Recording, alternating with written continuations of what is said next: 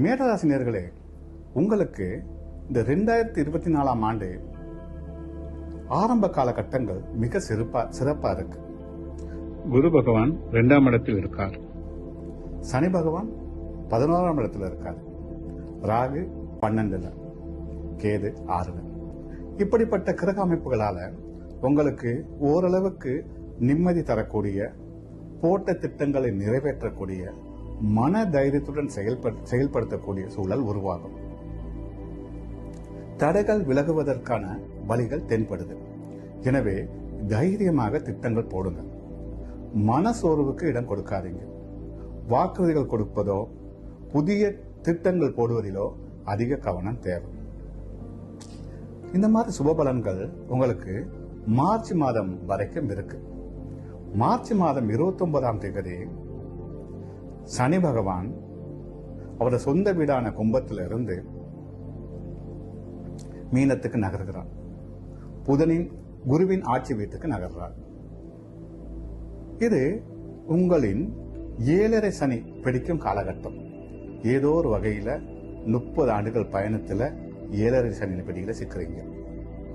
குரு பகவான் 7 சனி பகவான் 7 சனி சிக்கினாலும் அடுத்து மே மாசம் 14ஆம் தேதி குரு மாற்றம் உங்களுக்கு 3ஆம் இடத்துல குரு வர்றாரு. பிறகு மே மாதம் 18ஆம் தேதி ராகு கேது மாற்றங்கள். ராகு கேது உங்களுக்கு 11ஆம் இடத்திலும், கேது 5ஆம் இடத்திலும் அமர்றாங்க. பொதுவா இந்த காலகட்டங்கிறது மனதுக்கு மன உளைச்சலை தரக்கூடிய, வேதனைகளை தரக்கூடிய, தடைகளை ஏற்படுத்தக்கூடிய சூழல் அமையும். எனவே திட்டமிட்டு செயலாற்றுவது மிக மிக அவசியம். குடும்பத்தில் வீண் கருத்து முரண்பாடுகள், சிக்கல்கள் ஏற்படும். விட்டுக் கொடுப்பு என்பது தான் வாழ்க்கையின் வெற்றி. எனவே உறவினரிடத்தை சற்று விட்டுக் கொடுப்புடன் செயலாற்றுவதால் எந்த குறையுமே இல்லை.